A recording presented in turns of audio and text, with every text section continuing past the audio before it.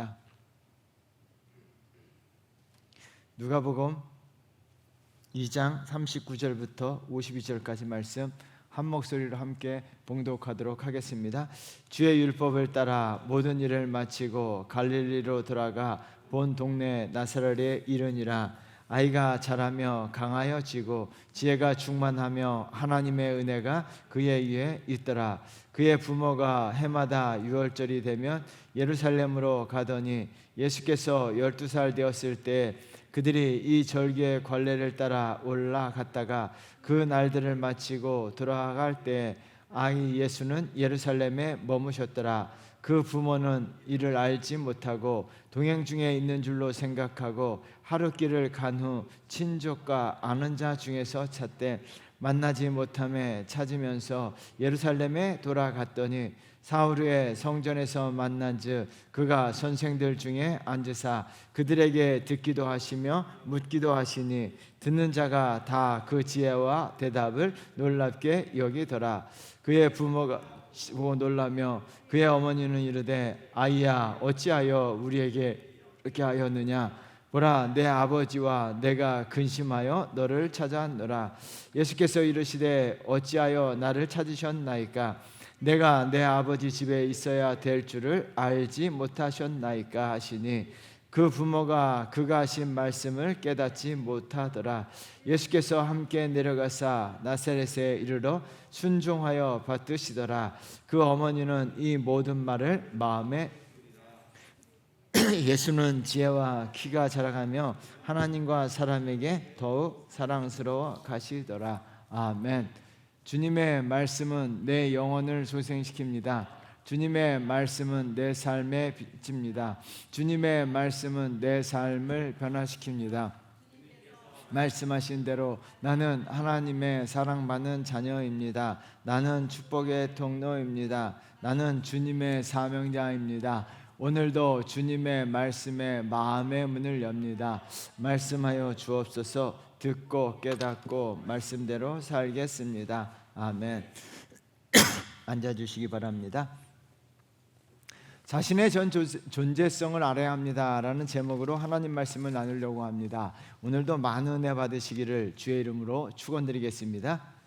한 노인이 바보들만 살고 있는 마을에 들어가서 지나가는 농부에게 마을의 대장장이 누구에 대해서 아느냐라고 물었습니다. 농부는 제가 그 사람을 잘 압니다. 어떻게 하는가? 그 사람은 저의 가장 친한 친구입니다. 그럼 그 사람에 대해 말해줄 수 있겠는가? 그러자 바보 농부가 그 사람에 대해서 무엇을 말해드릴까요? 뭘 알고 싶은가요? 그 친구는 피도 눈물도 없는 사기꾼입니다. 자기의 이익을 위해서라면 상대방을 쥐어짭니다. 정직하지도 아니하고 거드름을 피우며 교만하고 자랑하고 싸가지도 없고 예의도 없는 못돼먹은 나쁜 놈입니다. 그 놈이는 그 사람의 말을 듣고 어떻게 그 사람에 대해 모든 것을 확신 있게 말할 수 있지? 그러자 농부가 그가 나의 절친이라고 말씀드리지 않았습니까? 여러분, 이 이야기는 인도 우화입니다. 바보들만 사는 마을에서 바보들은요, 자신에 대해서는 전혀 알지도 못하고 자기 자신에 대해서는 알려고 하지도 않아요. 남에 대해서만 알려고 하고 남에 대해서만 알고 있다는 이야기죠. 이런 사람들이 바보라는 거예요. 바보들은요, 자신을 바라보는 눈을 가지고 있지 못해요. 바보들은 항상 다른 사람만 바라봐요. 그래서 바보들은요, 남에 대한 이야기를 참 많이 합니다. 지혜로운 사람은 남보다 자기 자신에 대해서 알고자 하고 또한 알고 있습니다. 오늘 본문은요, 우리가 잘 알고 있는 예수님의 어린 시절 이야기입니다. 예수님은 지혜가 충만하신 분이었어요. 40절 말씀 우리 한번 같이 읽어봅니다. 아이가 자라며 강하여지고 지혜가 충만하며 하나님의 은혜가 그 위에 있더라. 예수님은 어린 시절부터 지혜가 충만하신 분이었습니다. 여러분, 지혜로우신 분이었습니다. 지혜로우신 예수 그리스도는요, 어린 시절부터 자기 자신이 누구인가를 잘 알고 계셨습니다. 49절 말씀 우리 한번 같이 읽어보겠습니다. 예수께서 이르시되 어찌하여 나를 찾으셨나이까? 내가 내 아버지 집에 있어야 될 줄을 알지 못하셨나이까? 하시니, 내가 내 아버지 집에 있어야 될 줄을 알지 못하셨나이까? 내가 내 아버지 집. 여러분, 이 말의 의미는 주님은 지금 자신이 하나님의 아들, 신성한 존재, 영적 존재, 신적 존재이라는 것을 말씀하고 계시는 거예요. 예수님은 하나님의 아들이셨습니다. 예수님은 하나님이셨습니다. 예수님은 자신이 신적 존재인 것을 알고 계셨어요. 또한 자신이 인간적 존재인 것도 아셨습니다. 51절 말씀 우리 한번 같이 읽어보겠습니다. 예수께서 함께 내려가사 나사렛에 이르러 순종하여 받드시더라. 그 어머니는 이 모든 말을 마음에 드니라. 예수님께서 육신의 부모에게 순종하셨습니다. 자신이 인간적인 존재인 것을 알고 계셨습니다. 주님은 자신이 신성과 인성을 가지신 유일한 하나님이신 것을 알고 계셨어요. 그래서 예수님은요, 참 하나님이셨고 참 인간이셨어요. 그래서 누가는요, 예수님의 신성과 인성을 가지신 것을 다시 한번 암시하고 있는데요. 여러분 52절 말씀 한번 읽어볼까요? 읽겠습니다. 예수는 지혜가 키와 자라나가며 하나님과 사람에게 더욱 사랑스러워 가시더라. 예수님은 하나님과 사람에게 더욱 사랑스러워 가시더라 라고 기록하면서 이 말씀을 통해서 또한 예수님은 하나님이셨고 예수님은 사람이셨다는 것을 암시하고 있는 거예요. 예수님은 자신의 전 존재성에 대해서 하나님이었고 사람이었다는 것을 알고 계셨어요. 마찬가지로 저와 여러분들도 내 자신의 전 존재성에 대해서 알고 있어야 합니다. 내가 어떤 존재인가?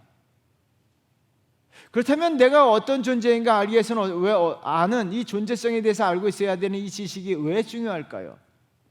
두 가지 이유 때문인데요. 하나는요, 자신의 존재성을 알게 되면 영적인 일에 관심을 가지게 됩니다. 예수님은 자신의 존재가 신성을 가지신 영적인 존재인 것을 알고 계셨습니다. 그러므로 주님의 관심은 영적인 것에 있었어요. 여러분 46절 말씀 우리 한번 같이 읽어보도록 하겠습니다. 사흘 후에 성전에서 만난즉 그가 선생들 중에 앉으사 그들에게 듣기도 하시며 묻기도 하시니. 여러분, 성전에서 선생들 중에 앉으사 그들에게 듣기도 하시며 묻기도 하셨다라고 이야기합니다. 선생들은 우리가 알고 있는 랍비들입니다. 랍비들은요, 구약의 율법과 선지서 하나님 말씀들을 해석해주고 강해하는 자들이에요. 여러분, 예수님은 12살이었습니다. 어린 시절부터 하나님의 말씀, 영적인 것에 관심을 가졌습니다. 그래서 하나님 말씀을 듣기도 하시고 하나님 말씀에 대해서 묻기도 하셨어요. 주님은 자신이 영적인 존재, 신적 존재인 것을 알고 계셨기 때문입니다. 영적인 존재인 것을 알고 계셨기 때문에 영적인 일에 관심을 가지셨던 거예요. 여러분, 저와 여러분들도 영적인 존재인 것을 알고 있다면 우리가 영적인 것에 관심을 가질 수밖에 없다는 거예요. 반면에요, 오늘 본문의 누가는요, 예수님의 육신의 부모와 어린 예수님을 대조하고 있습니다. 마리아와 요셉은 영적인 것이 아니라 육적인 것에 관심이 있었는데요. 43절 말씀 우리 한번 다 같이 읽어보도록 하겠습니다. 그 날들을 마치고 돌아갈 때에 아이 예수는 예루살렘에 머무셨더라. 그 부모는 이를 알지 못하고. 여러분 43절을 잘 묵상해 보셔야 돼요. 지금 예수님이 자기들과 함께 하고 계시지 않는다는 것을 인식하지 못해요. 왜 그럴까요? 지금 마리아와 요셉의 관심이 어디에 있을까요? 마리아와 요셉의 관심은요, 어린 아기 예수님에게 없었다는 거예요. 지금 예수님의 부모들도 예수님이 없는 줄도 모르고 출발한 것입니다. 왜 그럴까요? 이들의 관심은 예수님이 아니었기 때문이에요. 예수님의 관심이 없었습니다. 정신을 어디에 팔았는지 성경은 정확하게 언급하고 있지 않지만 유추해 볼 수 있습니다. 44절 말씀 한번 읽어보겠습니다. 동행 중에 있는 줄로 생각하고 하룻길을 간 후 친족과 아는 자 중에서 찾되. 동행 중에 있는 줄로 생각하고 라고 이야기합니다. 동행이란 단어에 동그라미 쳐놓으셔야 돼요. 동행은요, 함께라고 하는 단어와 길을 가다라는 단어의 합성으로 함께 길을 가는 무리들을 가리킵니다. 여러분, 44절의 말씀을 통해서 마리아와 요셉의 관심은 어디에 있습니까? 무리, 동행에 있었어요.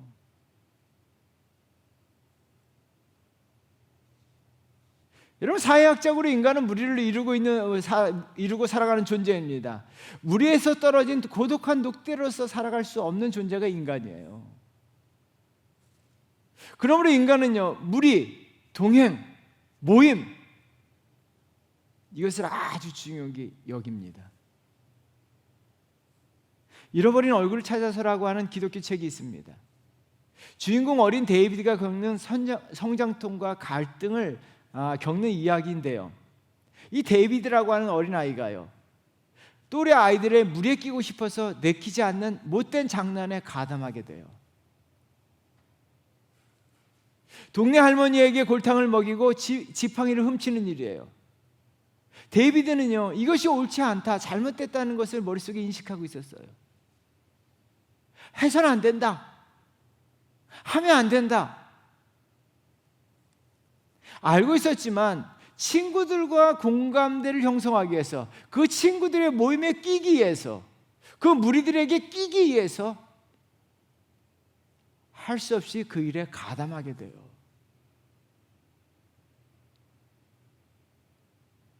그 모임에, 그 무리에, 그 동행에 끼지 못한다는 것은 우리가 잘 알고 있는 왕따, 사회적 죽음을 의미하기 때문이에요.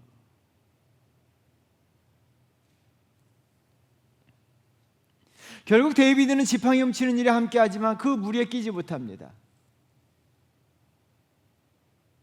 여러분, 이 이야기를 들으시면서 누가 떠오르십니까?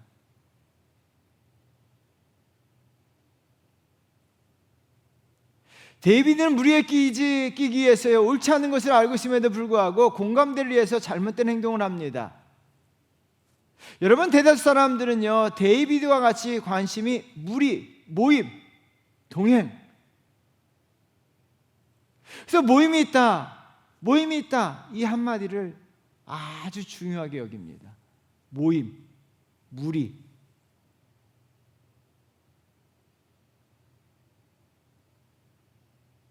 그리고 그 모임에 내가 껴야 돼요. 그 무리에 내가 들어가야 돼요.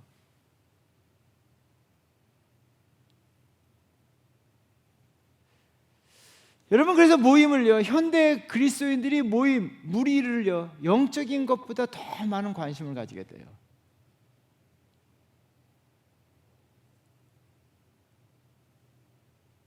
모세는 아주 독특한 분이에요. 스스로 무리를 박차고 나온 분인데요, 모세는 어릴 적부터 애굽의 바로의 공주의 아들로 애굽의 왕국에 자랐지만 정체성의 갈등을 겪어요. 당시 고대 근동에서는 사람들은요, 애굽이라고 하는 거대한 왕국의 무리에 끼어들고 싶어해요. 그 무리에 들어가는 것이 소원입니다. 애굽이라고 하는 무리, 애굽이라고 하는 동행, 거기에 함께하고 싶어해요. 근데 모세는 어떻게 합니까? 자기가 누구인지 알고 있었기 때문에 그 무리를 거부하고 거절합니다. 여러분, 히브리서 11장 24절 말씀, 25절 말씀 우리 한번 나같이 읽어보도록 하겠습니다. 믿음으로 모세는 장성하여 바로의 공주의 아들이라 칭함 받기를 거절하고 도리어 하나님의 백성과 함께 고난 받기를 잠시 죄악의 날을 누리는 것보다 더 좋아하고, 애굽이라고 하는 무리, 당시 고대에서 가장 인기 있는 무리, 가장 힘이 있는 무리, 그 무리에 끼는 것을 거부했어요.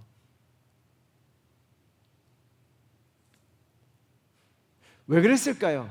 자기가 누구인지를 알고 있었기 때문입니다. 그러므로 말미암아 모세의 관심은 육적인 것에 있는 것이 아니라, 그 무리 모임에 있었던 것이 아니라 모세의 관심은 영적인 것에 있습니다. 그래서 26절에 이렇게 기록해 놨습니다. 우리 한번 읽어볼까요? 그리스도를 위하여 받는 수모를 애굽의 모든 보화보다 더 큰 재물로 여겼으니 이는 상 주심을 바라봄이라. 그리스도를 위하여 자신의 영적인 삶, 영생, 하나님 나라 영적인 것에 관심이 있었습니다. 그러므로 말미암아 그 모임을요, 애굽이라고 하는 거대한 모임, 그 무리를 거부하고요, 영적인 일에 더 관심을 가졌어요. 그래서 하나님의 백성들과 비록 고생한다 할지라도, 세상 낙을 누리지 못한다 할지라도 그 길을 선택했다는 거예요. 여러분, 우리가 우리 자신이 영적인 존재인 것을 알게 되면요, 영적인 것에 관심을 가져야 합니다. 그렇다면 왜 우리가 영적인 것에 관심을 가져야 할까요? 왜 영적인 것에 관심을 가져야 될까요? 중요한 이유가 있습니다. 영적인 것에 관심을 가지게 될 때 하나님이 그 사람과 함께 하시고 그 사람을 위해 일하시기 때문이에요. 여러분, 영적인 것에 관심이 없으면요, 예수님이 내 삶에 계신지 인식하지도 못하고 살아가요. 지금 모임, 무리에 관심을 가졌던 마리아와 요셉의 옆에는요, 예수님이 계시지 않으셨어요. 예수님이 옆에 없으셨어요. 그러나 그들은요, 주님이 자신들과 함께 있는 것처럼 착각했어요. 여러분, 44절 말씀 다시 한번 읽어봐요. 읽겠습니다. 동행 중에 있는 줄로 생각하고 하루 길을 간 후 친족과 아는 자 중에서 찾되. 여러분, 동행 중에 있는 줄로 생각하고, 이 생각하다라고 하는 동사는요, 헬라어 언어 사전에 보니까요, 습관상 또는 관례적으로 행해지는 일들에 대하여 당연하게 여기는 태도를 가리킬 때 이 단어를 사용해요. 마리아와 요셉은 어떤 생각을 하고 있습니까? 지금 내 옆에 예수님이 계시다고 생각하고 있는 거예요. 예수님이 나와 함께 하시다고 생각하고 있는 거예요. 근데 예수님은 어떻게 합니까? 예수님은 그들과 함께 계시지 않으셨다는 거예요. 여러분, 지금 습관상 당연하게 예수님이 나와 함께 하신다 착각하고 있는 것이에요. 습관적으로 내가 교회를 다니기 때문에 주님이 나와 함께 하신다, 당연하다고 생각을 합니다. 착각일 수가 있다는 거예요. 구약성경에 가장 안타까운 인물은 사울왕이에요. 여러분, 사울왕도 하나님을 믿었습니다.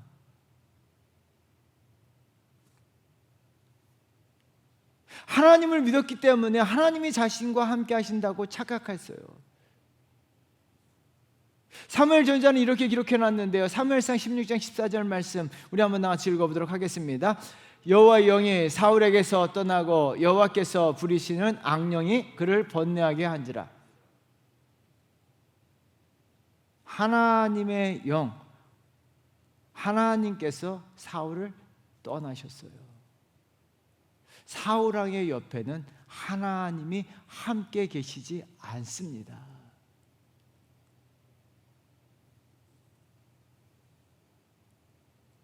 여러분, 하나님의 영이 떠나게 되자 사울왕의 삶에 하나님의 영향력이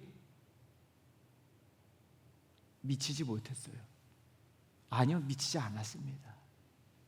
하나님의 은혜도, 하나님의 축복도, 하나님의 능력도 그의 삶에 나타나지 않았다는 거예요. 여러분, 다윗이 인생 살면서 가장 두려워했던 것이 있습니다. 다윗은요, 천만인이 나를 둘러친다 하더라도 두려워하지 않았습니다. 사망의 음침한 골짜기로 다닐지라도 두려워하지 않았습니다. 골리앗 같은 거대한 거인이 있다 할지라도 두려워하지 않았습니다.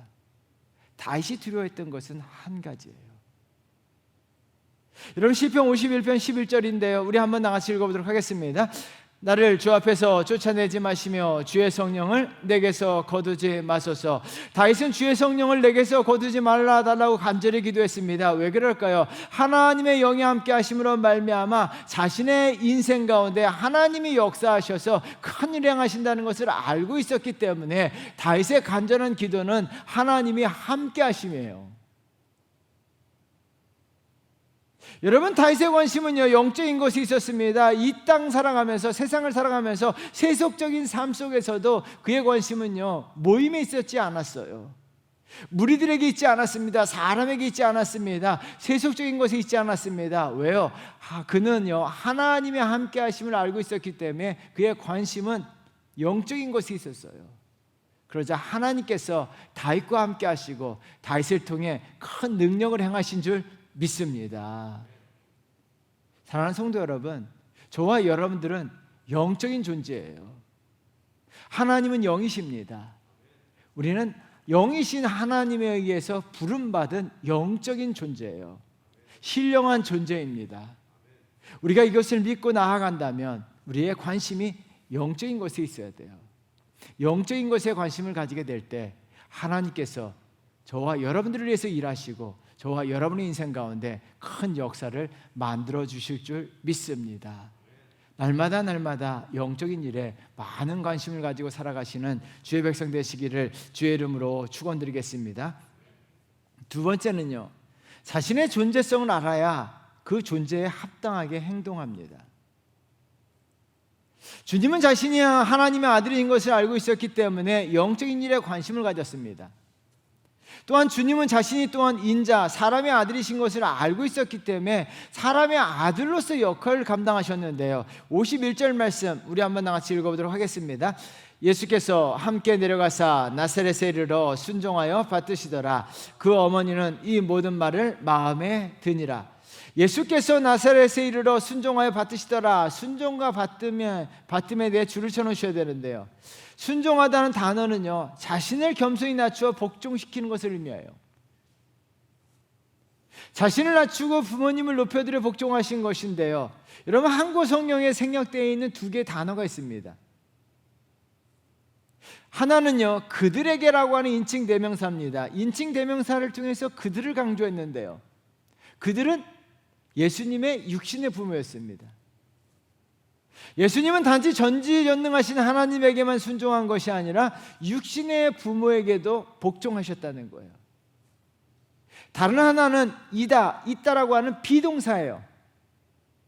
왜 비동사? 영어 성경에도 비동사가 기록되어 있는데요, 이 동사를 통해서 비동사는요 계속의 의미가 있습니다. 순종하는 상태로 계속 있었다는 것을 강조하고 있습니다. 예수님은요 한 번 순종한 것이 아니라 예수님은요 계속적으로 날마다 순종했다는 거예요. 주님은 자신의 존재, 인자, 사람의 아들인 것을 알고 계셨기 때문에 아들로서의 역할을 하신 거예요. 아들로서 자기의 존재성이 사람의 아들, 인자인 것을 아셨기 때문에 주님은 아들로서의 역할에 충실하셨던 거예요. 여러분, 주님이 자신이 아들로서의 역할을 통해 두 가지 본을 보이셨는데요, 하나는요 작은 역할에 충실하셨어요. 주님은 하나님이셨지만 그와 맡은 역할은 연약한 인간의 아들이셨습니다. 주님은 그 역할이 아주 작았음에도 불구하고 그 역할에 순종했어요. 그리고 작은 일에도 충실하셨어요. 여러분, 성경을 아무리 찾아봐도요 예수님께서 전능하신 하나님이었음에도 불구하고 육신의 부모에게 어마어마하게 큰 돈을 벌어다 드린 것은 없어요. 요셉과 마리아는요 가난했지만 죽는 그날까지 가난하게 살았어요. 어마어마하게 큰 집을 짓고 산 거 아니에요. 어마어마한 재산을 축적한 것이 아니에요. 예수님은요 부모에게 어마어마한 돈을 벌어다 드리지 않으셨지만 부모님의 말씀에 순종하셨다는 거예요. 그냥 작은 일에도 순종하고 작은 일을 통해 부모님을 존중해 드린 것입니다. 우리가 우리의 역할을 감당함에 있어서 작은 일에 충실해야 합니다. 주님께서 하신 말씀이죠. 그래서 누가복음 16장 10절 말씀 우리 중요합니다. 읽어보겠습니다.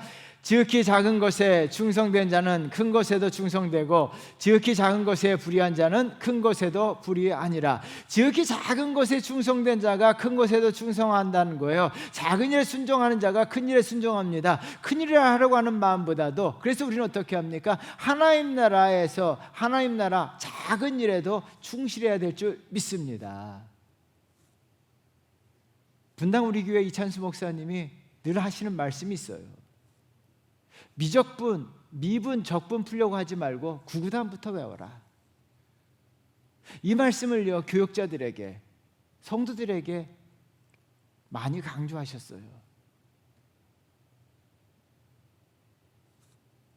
여러분, 큰 일, 대단한 일, 교회에서 큰 일만 하려고 하는 사람들이 있어요. 아니라는 거예요. 구구단부터 외우라는 거예요. 작은 일에 충실하라는 거예요.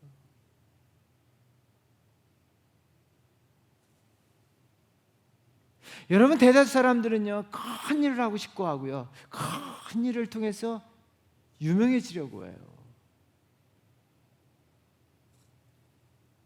사람들은 유명해지려고 하는 것이 본성이에요. 대다수 사람들은요, 자기의 이름이 드러나고 자기 이름이 유명해지는 것을 바라요. 저도요, 죄송하지만 유명해지는 목사가 되고자 했었어요. 저도 유명이 되었으면 좋겠어요. 그런 마음이 간절했었어요. 그런데요, 장기려 박사님의 인터뷰를 읽고요, 이 잘못된 마음을 고쳐먹었어요. 여러분, 한국의 슈바이처라고 하는 장기려 박사님, 북에 부인을 두고 일생 동안 홀로 가난한 사람을 도와주며 살다가 하나님 나라 가신 분이죠. 인터뷰에서 기자가 장기려 박사를 인터뷰하면서 유명한 의사라는 호칭을 썼어요. 그러자 장기려 박사는 씁쓸하게 웃으며 대답했습니다. 이보세요, 유명한 의사가 되는 것은 그다지 어렵다고 생각하지 않습니다. 그러나 진정 좋은 의사가 되는 것은 참으로 어렵습니다.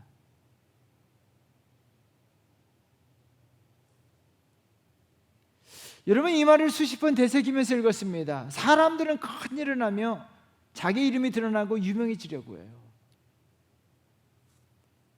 유명한 의사, 유명한 사람이 되고자 합니다. 그래서 유명한 사람 많아요. 유명한 의사들 많습니다.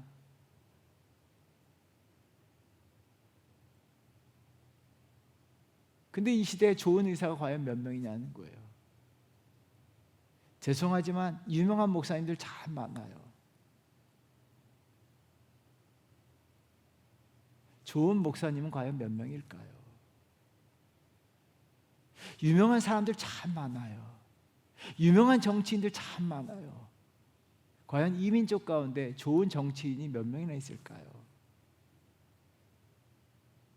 좋은 사람이 몇 명이나 있을까요?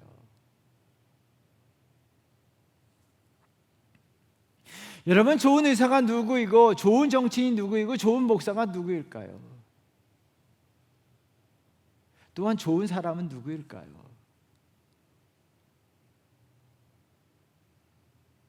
좋은 사람은요, 자기 일에도 자기 이름이 드러나지 않아도 보이지 않는 곳에서 자신의 역할을 충실하게 감당하는 사람들, 작은 일에 충실한 사람들, 좋은 사람들이에요. 여러분, 좋은 사람 되시기를 주의 이름으로 축원드립니다. 내 이름이 드러나기 위해서 유명해지는 거,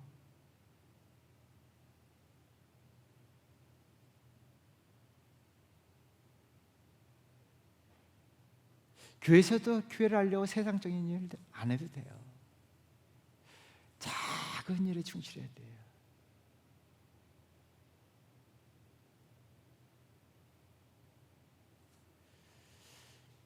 여러분, 내가 어떤 존재인지 안다면 주님은요, 인자로 오셨어요.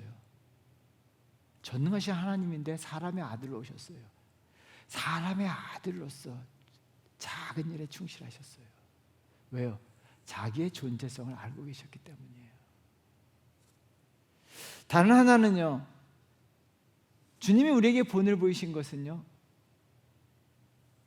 말이 아니라 행동이십니다. 주님은 순종하셨다라고 이야기하는데요, 순종은 말이 아닙니다. 순종은 행동입니다. 말만 하고 행동하지 않는 것은 순종이 아니라는 것을 잘 알고 있습니다. 데일 카네기의 인간관계론은 아주 좋은 책이에요. 꼭 읽어보셨으면 좋겠어요. 이 책에 이런 말이 나옵니다. 바보라도 비판하고 비난하고 불평할 정도는 할 수 있다. 사실 대부분의 바보들은 비판하고 비난하고 불평을 늘어놓는다. 여러분, 바보들은 비난하고 비판하고 불평을 늘어놓을 뿐 자기가 해야 될 일을 하지 않는다는 것입니다. 말만 한다는 거예요. 바보들은요, 자신의 전 존재성을 알지 못하기 때문에 해야 할 일을 하지도 아니하고 비판만 하고 있다는 거예요. 예수님은요, 완전하신 분이셨지만 불완전하고 실수가 많고 죄가 많은 그 육신의 부모를요 비판하고 비난하고 불평하지 않았다는 거예요. 주님의 눈에는요 얼마나 불완전해 보였습니까? 그럼에도 불구하고 그냥 순종했어요.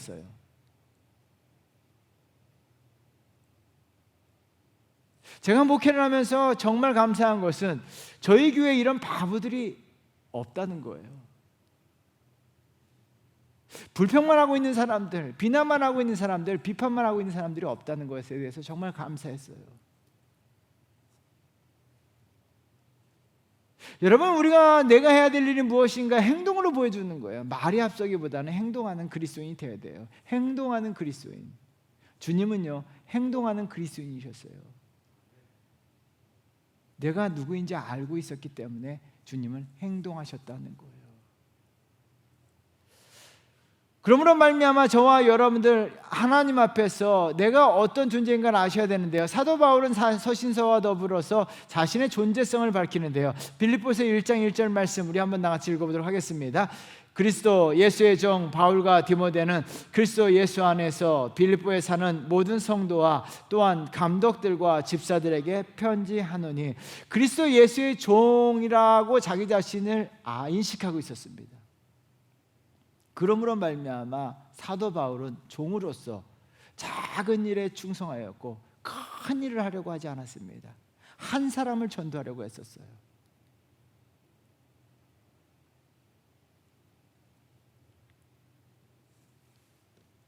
그리고 사도 바울은요 말로서만 한 것이 아니라 행동으로 전도했습니다. 왜요? 자기가 어떤 존재인가를 알고 있었기 때문이에요. 사랑하는 성도 여러분, 우리가 내가 어떤 존재를 알게 될 때 작은 역할을 해도 충실하고 행동하게 됩니다. 그러므로 말미암아 하나님께 쓰임받고 하나님의 은혜가 그 사람 가운데 역사할 줄 믿습니다. 사랑하는 성도 여러분, 우리는 주님과 같이 내 존재성, 전 존재성이 누구인지 알아야 합니다.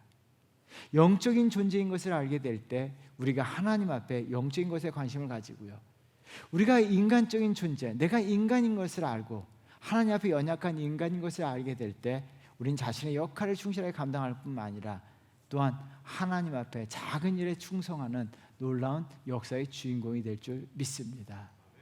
이와 같은 성도 되시기를 주의 이름으로 축원드리겠습니다.